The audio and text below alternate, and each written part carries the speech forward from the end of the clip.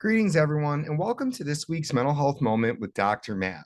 So, a commonly recurring theme in the mental health profession is that of wellness.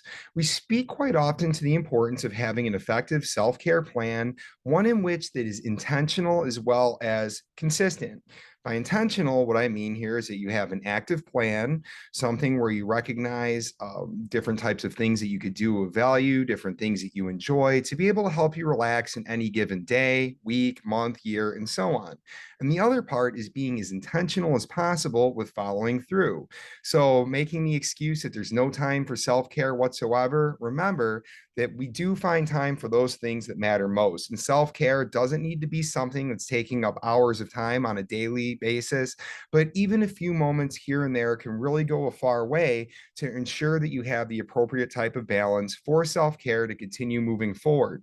This is how we avoid mountains turning into molehills, so to speak. So, an excellent depiction of what self care looks like for a well balanced individual is that of SAMHSA's wellness wheel, which I'm pulling up on the screen right now. So, as you can see in the wellness diagram, there are 8 dimensions of wellness. Now, remember, the world is dynamic and so are we.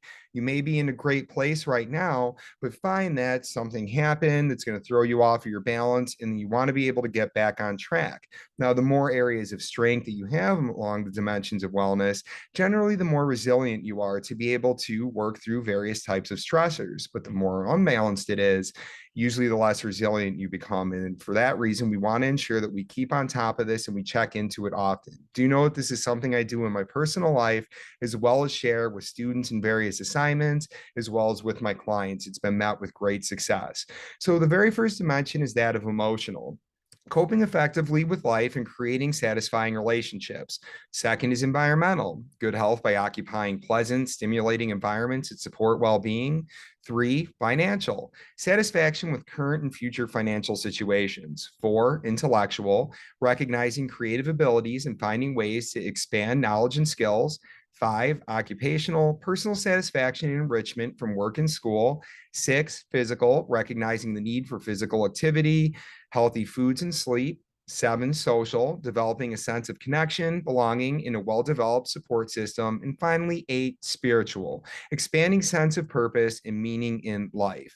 Now, by checking into these regularly, it does help ensure that you have the appropriate type of balance.